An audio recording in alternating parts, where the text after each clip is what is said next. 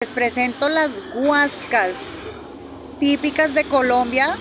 Se usan muchísimo para el ajiaco y es una planta de florecita blanca con amarillo y le da muy buen sabor al ajiaco. Es típico de Colombia.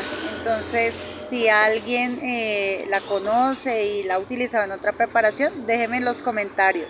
Gracias.